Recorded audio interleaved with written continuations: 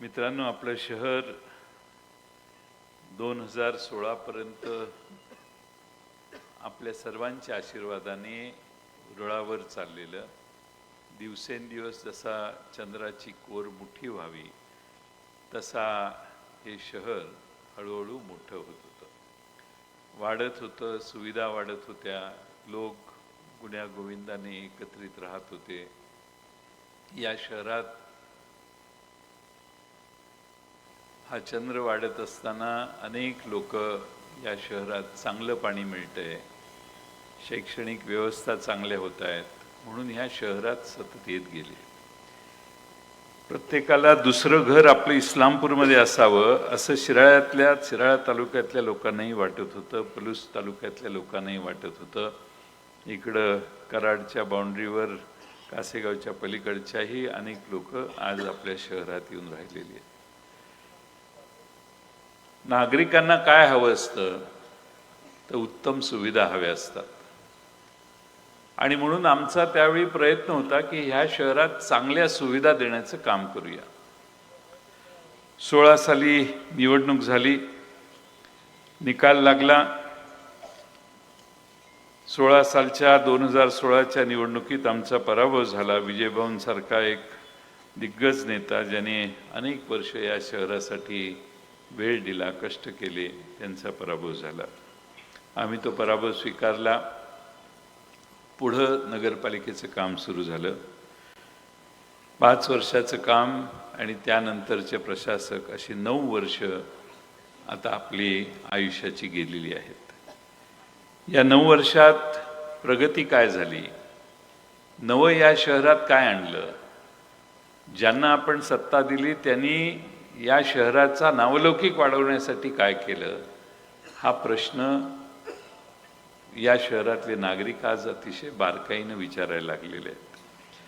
जवळपास या ठिकाणी जे प्रश्न होते, खंडेराव नानांनी भाषणात त्या प्रश्नाचं समर्थन करणारे आमचे जुने सहकारी होते, त्यांचं वक्तव्य तुम्हाला दाखवलं, सांगितलं. मला वाटतं त्याच्या पलीकडे प्रचार करण्याची काही गरज आहे असं मला वाटत नाही. आज मी गेले काही दिवस या शहरातल्या गल्ली बोळात फिरतोय. लोक म्हणतात याला गल्ली बोळात फिरायला लागतंय. अरे, मी प्रत्येक नगरपालिकेला गल्ली बोळात फिरतो, लोकांशी बोलतो, लोकांशी संवाद साधल्यावर त्यांचे आणखीन प्रश्न कळतात. पुढच्या 5 वर्षात ते आणखीन डबल स्पीडनं सोडवण्याची ताकद मिळते. आणि म्हणून मी अजून वर कुठंतरी गेलो तरी गल्ली बोळात फिरायची माझी सवय मी सोडणार नाही. तो माझा स्वभाव धर्म आहे. जमिनीला धरून राहणारी आम्ही माणसं आहोत, आणि म्हणून गल्लीबोळात फिरण्याचं आम्हाला कधी कमीपणा वाटत नाही. आणि त्यातून नवे प्रश्न या शहरातले, लोकांच्या अपेक्षा, आशा आकांक्षा, अनेक गोष्टी कळतात.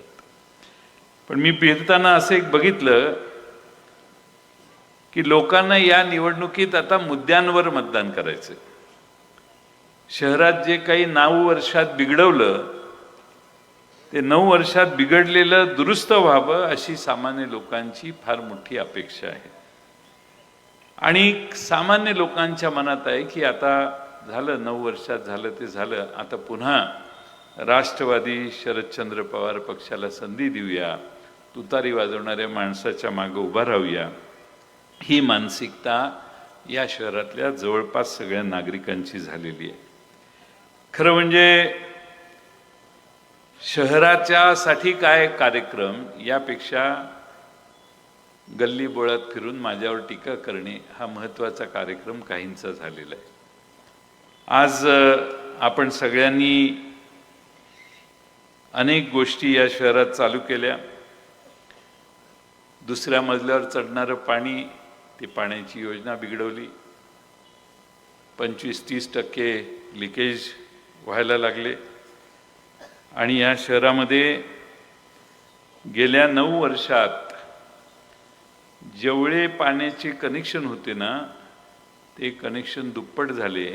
तरी ह्यांना भान नव्हतं की नवी योजना आणली पाहिजे आणि शहरात पाणी दिलं पाहिजे.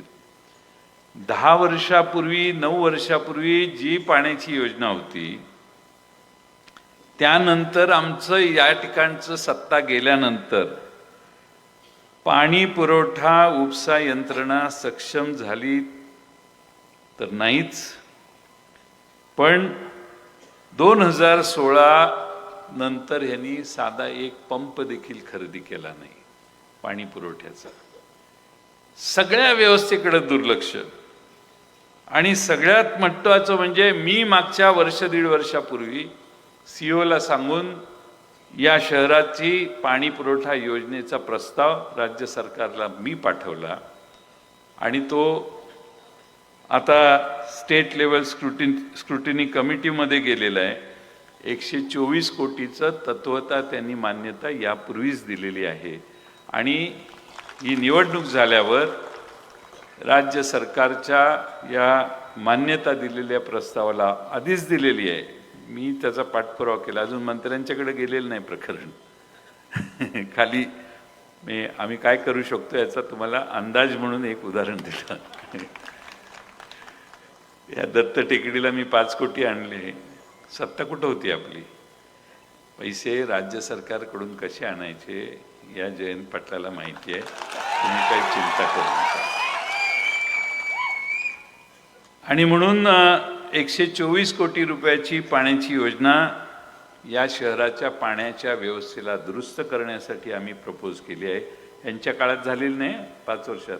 मी सीओच्या मागे लागून महाराष्ट्र जीवन प्राधिकरणच्या अधिकाऱ्यांशी बोलून चीफ इंजिनियरशी बोलून ह्याला प्रपोज करून मुंबईला पाठवली आणि तो प्रश्न सोडवण्याचा मी पूर्ण प्रयत्न करणार आहे.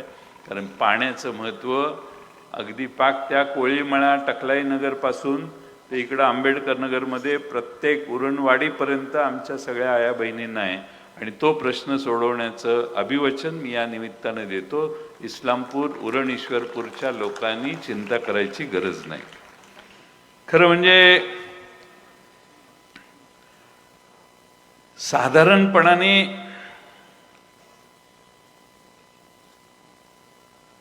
प्रधानमंत्री आवास योजना जी आहे, प्रधानमंत्री आवास योजना पंतप्रधानांचं स्वप्न होतं की सगळ्यांना घर देतो, सगळ्यांना घर देतो. 22 सालापर्यंत या देशात एकही माणूस विदाऊट घर राहणार नाही असं पंतप्रधानांनी मोदी साहेबांनी सांगितलेलं. पण मागच्या 9 वर्षामध्ये या शहरामध्ये साधारणपणे 2,500 कुटुंबांना 2.5 लाख रुपये मिळायला पाहिजे होते घरकुलासाठी निधी, पण फक्त 600 घरकुलांना घरकुलासाठी निधी मिळाला. आमचं जर या शहरात राज्य असतं तर 2,500 काय 3,500 लोकांना देखील घरकुलाला आम्ही निधी मिळवून दिला असता, पण लक्षच नाही. त्यामुळे असे महत्त्वाचे प्रश्न राहून गेले. त्या भुयारी गटारामध्ये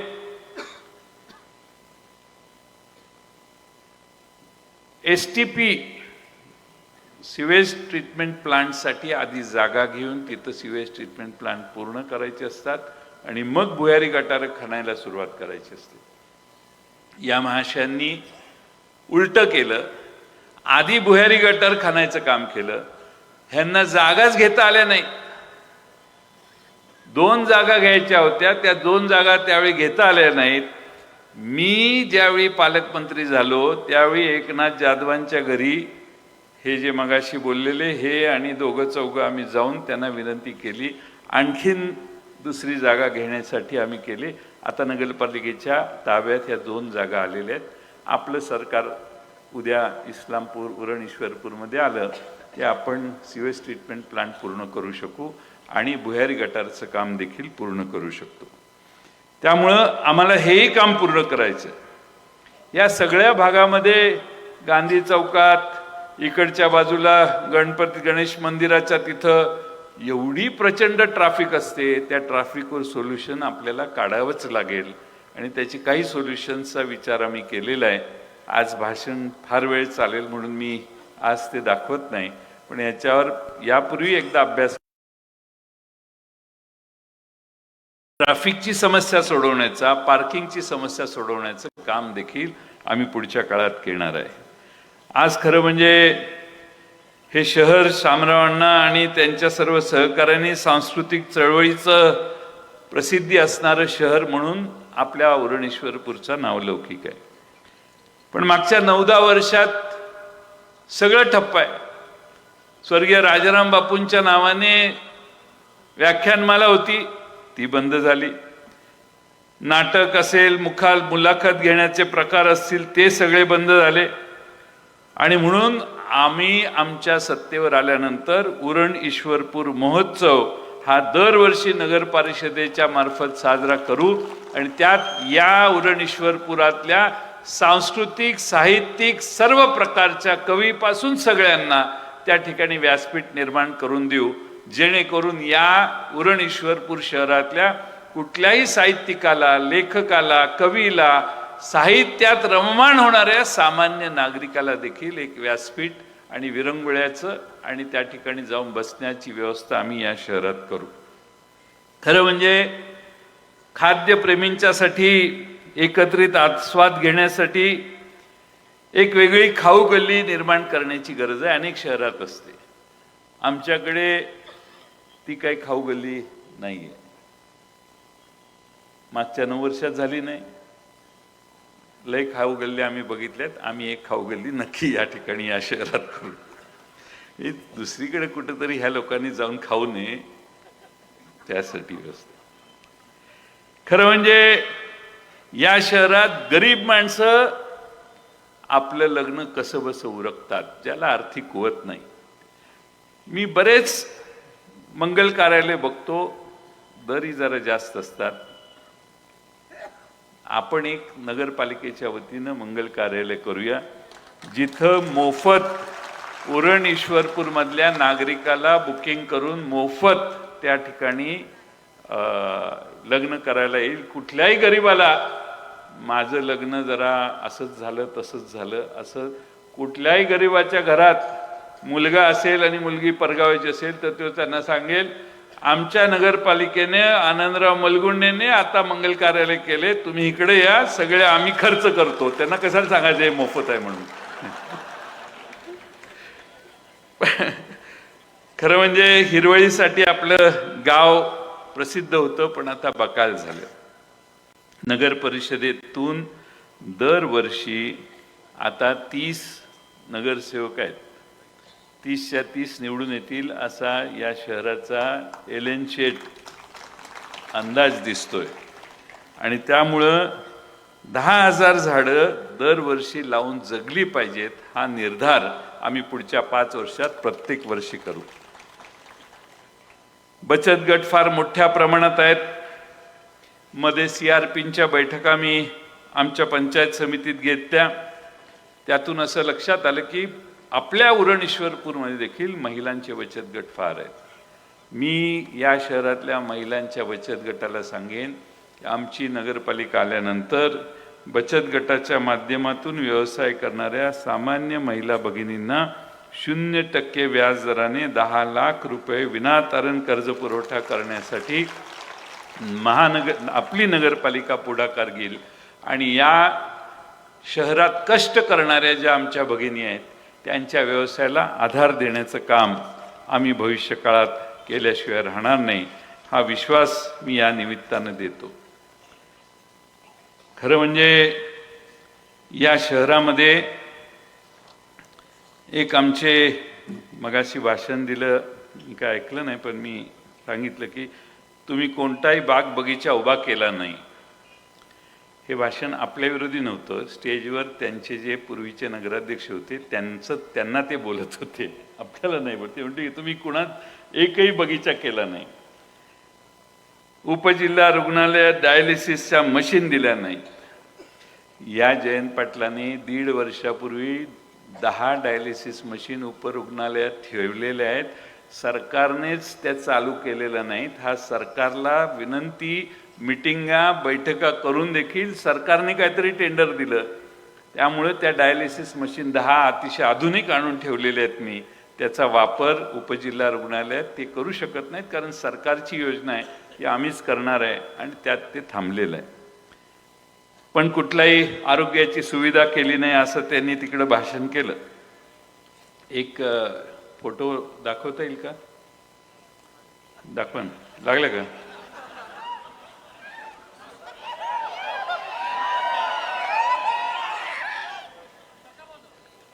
मी काहीतरी 1 ऑगस्टला 2020ला मी 8 कोटी रुपये टाटा कंपनीच्या रतन टाटांना जाऊन सांगून विनंती करून आपण आणले आणि तिथं 8 कोटीच्या सुविधेचं आधुनिकीकरण केलं.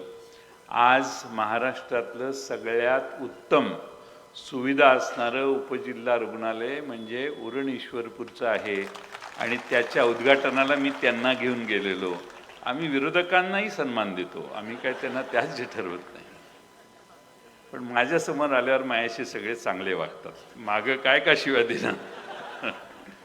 सांगण्याचा मुद्दा हा आहे की या शहरामध्ये आम्ही अर्बन प्रायमरी हेल्थ सेंटर सुरू केले. आरोग्यवर्धिनी केंद्र 5 आहेत आणि एक HBT दवाखाना आपला सुरू आहे. दत्तनगरमध्ये आपण 22 साली सुरू केलं, मोमीन मोहल्ल्यात सुरू केलं, यल्लामा चौकात सुरू केलं आरोग्यवर्धिनी केंद्र, राजाराम नगरला एक केंद्र सुरू केलं, राजेबागेश्वरला आरोग्यवर्धिनी केंद्र सुरू केलं, एक शिवनगरमध्ये बाळासाहेब ठाकरेंच्या नावाने एक सुरू केलं. आणि हे सगळं आम्ही पुढाकार घेऊन केलं, दुसऱ्या कोणी याच्यात लक्ष घातलेलं नव्हतं. दुसरा महत्त्वाचा भाग म्हणजे या शहरात आजच सकाळी काही लोक तरुण भेटले की आम्हाला अजून मैदानं पाहिजेत.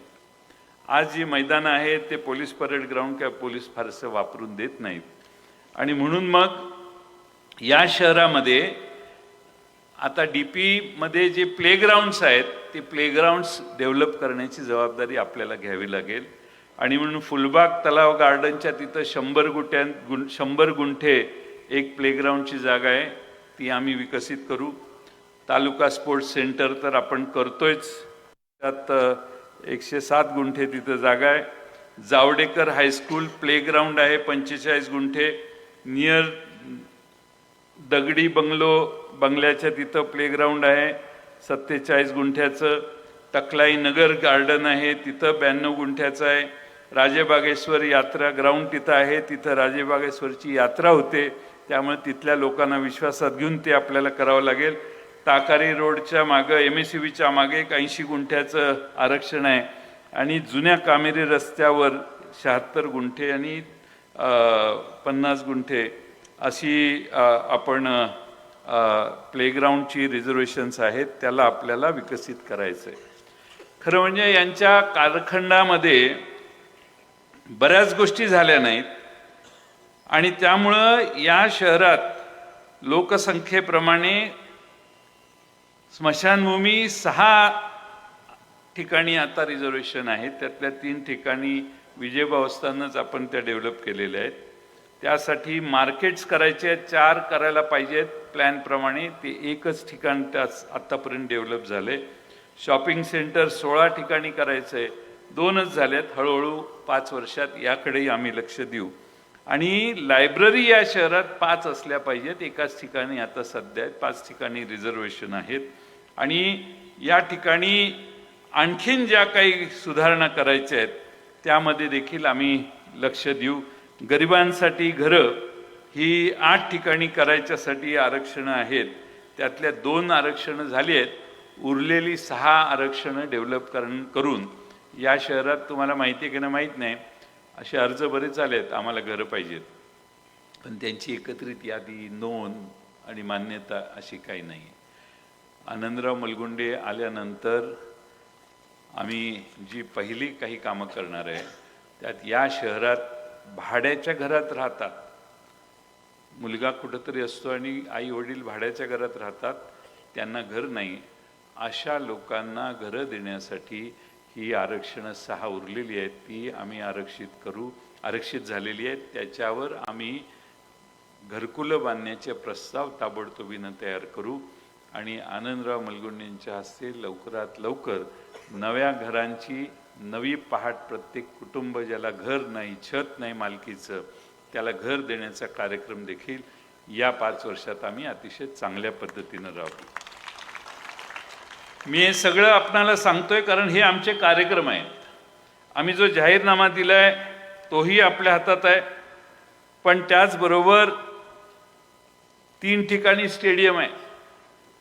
पण एकही स्टेडियम आपल्याला आत्तापर्यंत ओपन थिएटर जे आहे ते सोडलं तर स्टेडियमची व्यवस्था नाही. 3 ठिकाणी आरक्षण आहे, त्याचाही आता आपण पाठपुरावा करू. ह्या सगळ्या गोष्टी आरक्षणात घालून आपलं सरकार इथं शहरात होतं, आपली नगरपालिका होती, त्यावेळी राज्य सरकारला प्रस्ताव पाठवला. 10 वर्ष इस्लामपूर उरण ईश्वरपूरचा प्रस्ताव मंजूर झाला नाही. आता मंजूर मागच्या वर्षभरात झाला. शेवटी आम्हाला ठराव करावा लागला की तुम्ही नाही मंजूर केला तर हा आमचा ठराव आहे आणि ती कायद्यातच तरतूद आहे, त्याप्रमाणे आपला प्लॅन जाहीर केला. मग सरकारने त्यात लक्ष घातलं आणि तरी देखील जवळपास 8-9 वर्ष त्याला निर्णय करायला लागले. त्या दरम्यान लोकांनी वाट किती वेळ बघणार, सामान्य माणसांनी घरं बांधली आणि घरं बांधल्यानंतर त्या घरांच्या मध्ये राहणाऱ्या लोकांना ह्या नगरपालिकेनं शास्ती कर लावला.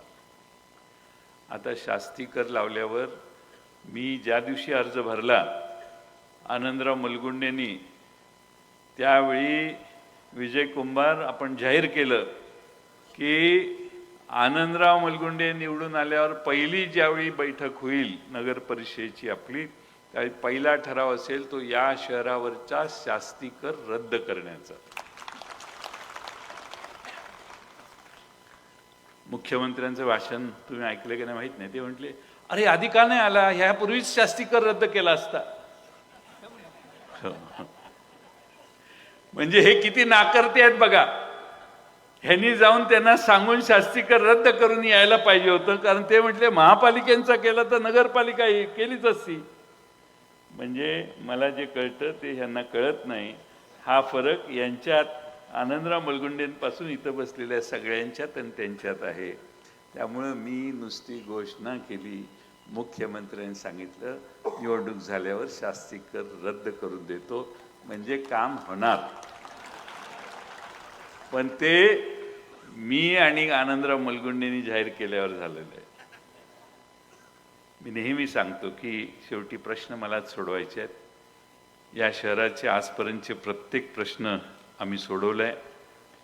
माझी आपणा सर्वांना विनंती आहे की तुम्ही आम्हाला पुन्हा एकदा संधी द्या. आनंदराव मलगुंडे दादांचं 5 नंबरचं बटन दाबून त्यांना विजयी करा आणि आमच्या प्रत्येक वॉर्डातील 2 जे नगरसेवक आहेत त्यांनाही विजयी करा.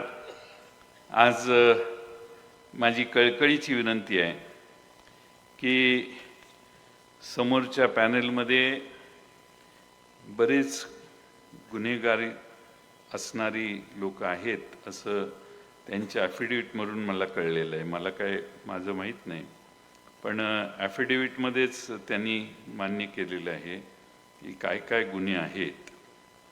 हे महेश पाटलांनी आलेले पहिल्यांदा भाषण केलं की आम्ही गुन्हेगारांच्या बरोबर पॅनलमध्ये राहणार नाही.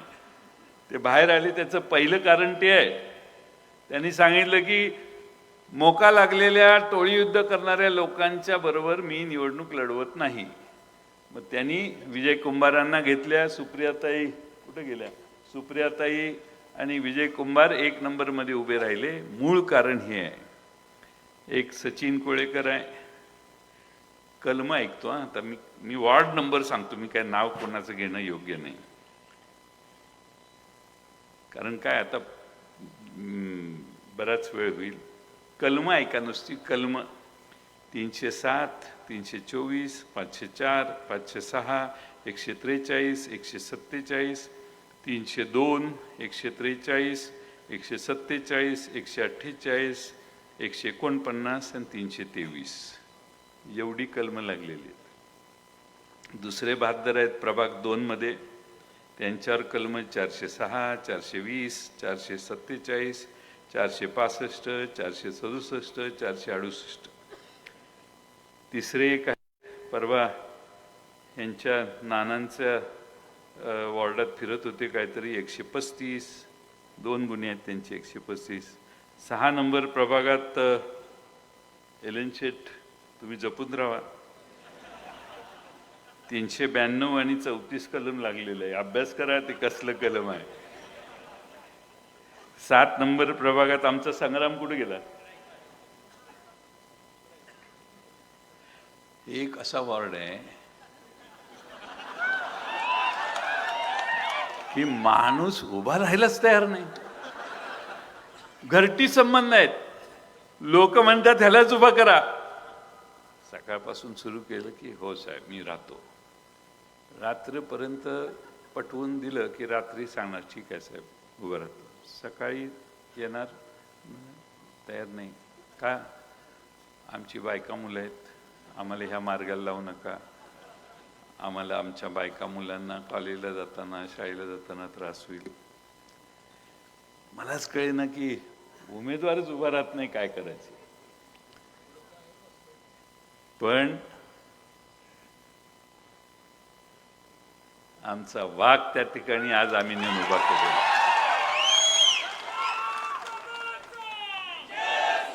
मला विश्वास आहे की मागची 25-30 वर्ष या शहरात नागरिकत्व घेतलेल्या या तरुण मुलाने ही जबाबदारी स्वीकारली. जरा सोप्पा वॉर्ड उभा करायला त्यांनी सांगितलं असतं तर मी काय नाही म्हटलो असतो का. पण त्यांनी मला वॉर्ड मागितला. तो वॉर्ड क्रमांक 7.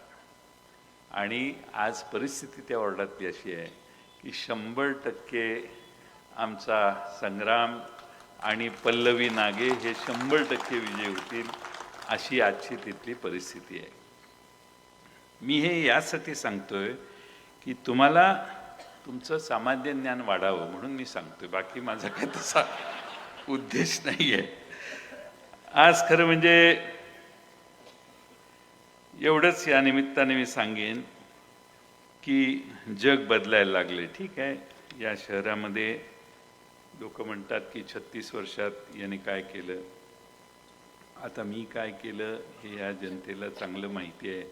म्हणून या जनतेनं जग इकडचं तिकडं झालं तरी मला निवडून दिलं या शहराने परवाच्या विधानसभेत. आणि काही न करता 7,500 मताधिक्य या शहराने मला एलन शेट दिलं.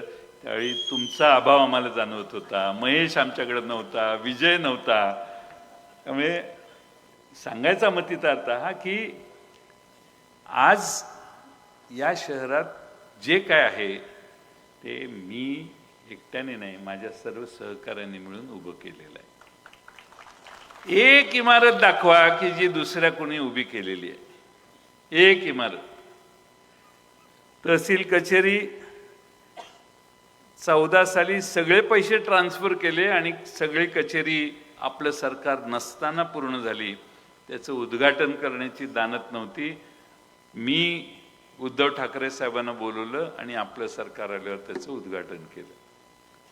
या शहरातले कुठलीही इमारत सांगा त्याच्यावर जयंत पाटलाचं आणि त्यावेळच्या नगराध्यक्ष माझ्यावर जे काम करत होते त्या पदाधिकाऱ्यांची नावं आहेत. कारण आम्ही त्या सगळ्या इमारती उभ्या केल्या. इथं बाजार आहे. भाजी मंडई आहे.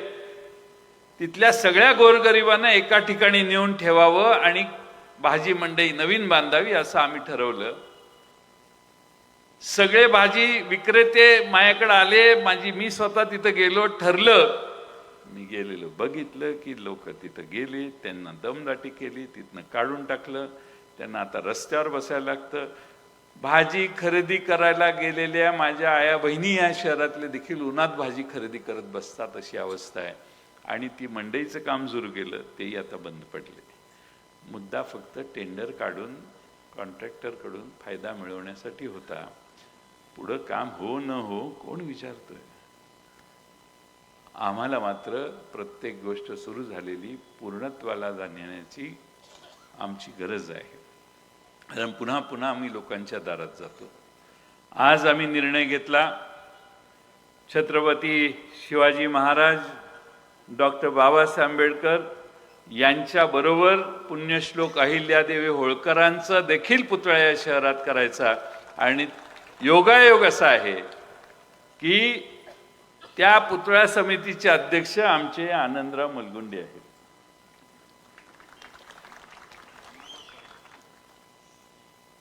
आम्ही लोकशाहीर अण्णाभाऊ साठे, साहित्य सम्राट, ज्यांचा या तालुक्याला अभिमान आहे, त्यांचा पुतळाही शामराव अण्णा बँकेचे प्रमुख आहेत. त्यांनी आणि आम्ही बसून ठरवलं, सगळ्यांनी आंदोलन केलं. मी म्हटलं नाही, दिलीप तात्यांनी जरा पुढाकार घेतला. जिल्हा मध्यवर्ती बँकेच्या जागेचा कोपरा देण्याचा निर्णय झाला आणि त्या ठिकाणी अतिशय चांगला भव्य दिव्य अण्णाभाऊ साठे यांचा पुतळा आम्ही उभा करणार आहे. मी यासाठी सांगतोय की ह्या सगळ्या गोष्टी आमची जबाबदारी आहे म्हणून केलेल्या आहेत. आता इथून पुढे भविष्याकडे बघितलं पाहिजे. या शहरामध्ये 4G आलं त्यावेळी मुलं मुली आमच्या इस्लामपूर उरणातली सगळी मोबाईल टॉवरच्या खाली बसायची नेट इंटरनेट चालवण्यासाठी. मोबाईलचा प्रचंड वापर त्या काळात झाला. जे जे जगात नवीन आहे ते या शहरात आणायचा प्रयत्न आम्ही केलेला आहे. पुन्हा संधी जर आपण दिली तर या देशामध्ये या जगामध्ये जे जे आहे ते पहिल्यांदा या शहरात करण्याचं काम हे मी आनंदराव मलगुंडे आणि आमचे 30च्या 30 सहकारी करू, हा पहिल्यांदा आपण विश्वास मनात बाळगा. मी या शहरातल्या गल्ली बोळात वेगळ्या ठिकाणी जाऊन आलोय, लोकांशी संवाद साधलाय.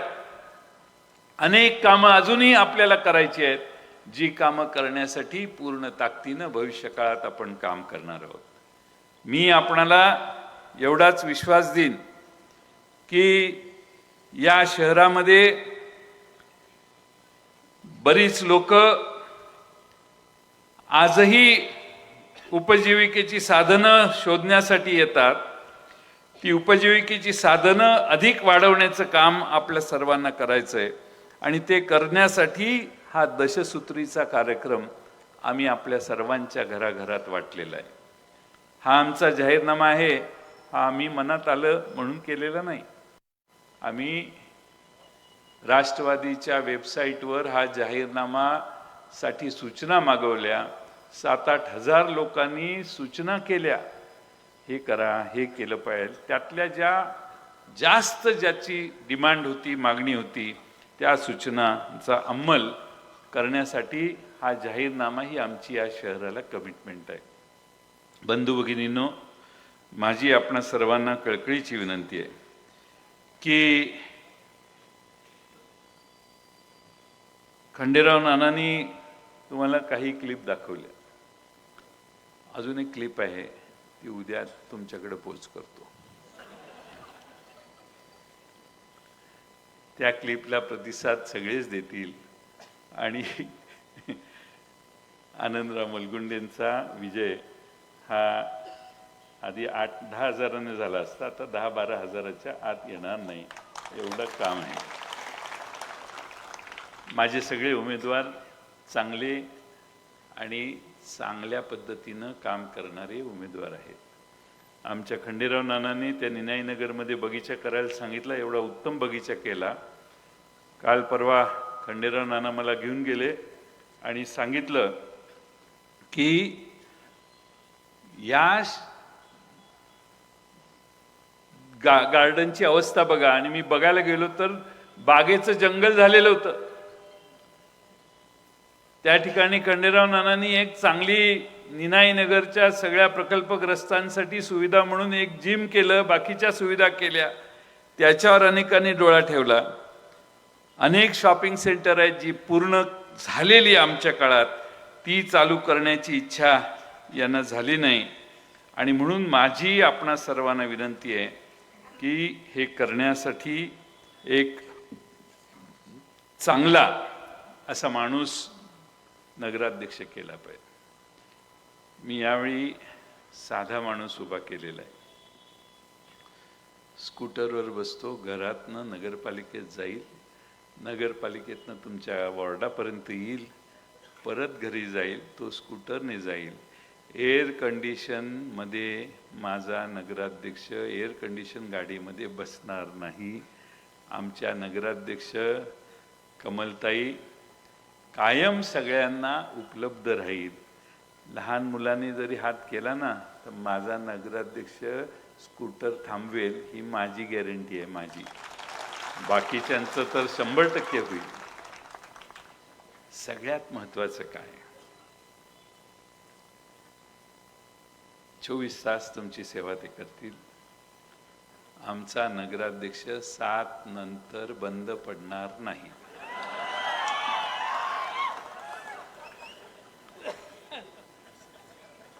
चालला पाहिजे ना पुढं. 24 तास आमचा नगराध्यक्ष चालू राहील. जात धर्म पात द्वेष या सगळ्यांपासून आमचा नगराध्यक्ष लांब राहील. या शहरातल्या कोणाकडेही पक्षपातीपणाने बघणार नाही. या शहरातल्या सर्व जाती धर्माच्या लोकांची कामं करताना आनंदराव मुलगुंडे हे या गावातल्या गरीबातल्या गरीब माणसापासून श्रीमंत माणसाला समान वागणूक देतील आणि या शहराचा विकास पुन्हा एकदा सुरू करतील, हा मला विश्वास आहे. तुम्हा सर्वांना माझी विनंती आहे की तुम्ही सगळ्यांनी, उद्याचा दिवस आहे, परवा मतदान आहे, सगळ्यांनी प्रयत्न आणखीन जोरात करा. जेवढा मोठा विजय तेवढी या शहरातल्या कार्यकर्त्यांना आणि नगरसेवकांना नगराध्यक्षांना सेवा करण्याची ऊर्जा फार मोठी मिळेल. आणि म्हणून माझी तुम्हा सगळ्यांना विनंती आहे की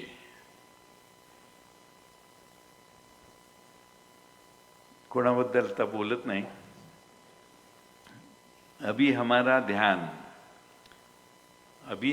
ध्यान वक्त बदलने पर है. अभी हमारा ध्यान वक्त बदलने पर है. रंग बदलने वालों को हम बाद में देख लेंगे. आपण सर्वांनी, हिशेब तर होईलच सगळ्यांचा.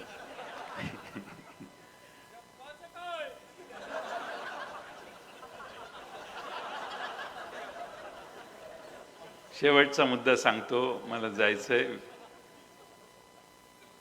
या शहराची काळजी मलाच घ्यायची आहे.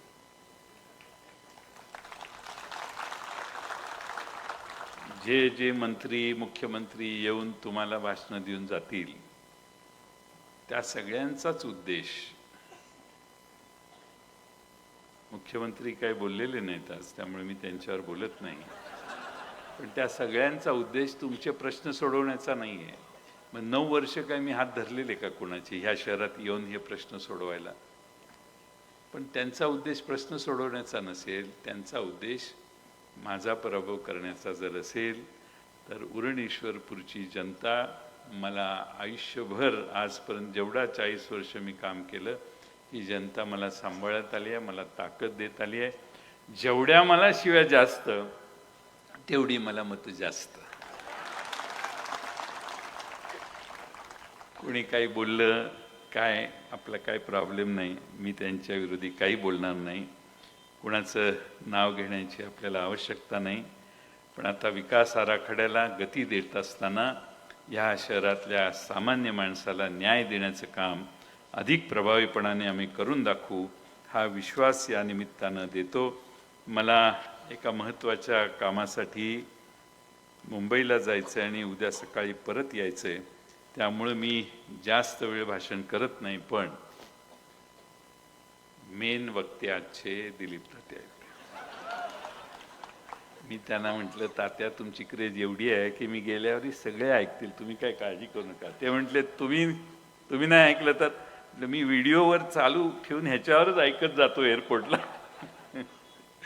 त्यामुळे माझी तुम्हा सगळ्यांना विनंती आहे की या शहरातले जंगम समाज, गवळी समाज यांना स्मशानभूमीसाठी जागा देण्याचं काम आता डेव्हलपमेंट प्लॅन 10 वर्षापासून जो आम्ही पाठपुरावा करतो तो मंजूर झाला आहे.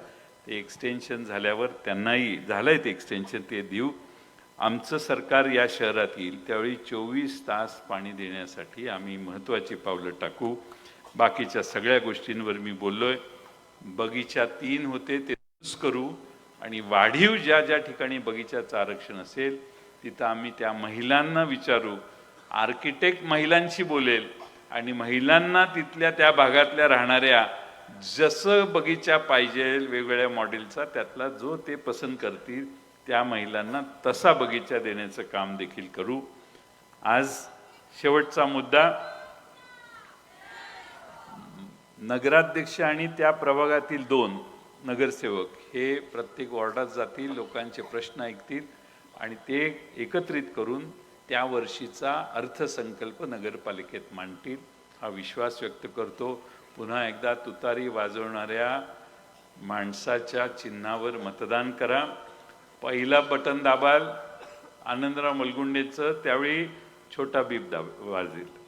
नंतर खाली 2 प्रभागात त्या प्रभागातील 2 उमेदवार असतील, त्यातलं दुसरं बटन दाबलं तरी छोटाच बीप वाजेल. आणि मग तिसरं बटन दाबाल खालच्या तिसऱ्या आपल्या उमेदवाराला, त्यावेळी लॉंग बीप वाजेल, जरा मोठी बीप वाजेल आणि तो लॉंग बीप वाजला की आपलं मत झालं असं समजायचं. आणि त्याच्यासाठी तुम्ही सगळ्यांनी उद्या घराघरातल्या सगळ्या मतदारांना बाहेर काढा. नवा जुनं विसरून जावं. आता 9 वर्षाचं आपण पुढं हे शहर न्यायचं आहे. नवी पहाट देत असताना मी या शहराला पुन्हा एकदा या व्यासपीठावरून सांगेन की हे शहर महाराष्ट्रातलं एक चांगलं उत्तम सुविधा असणारं शहर म्हणून आम्ही उभं करू.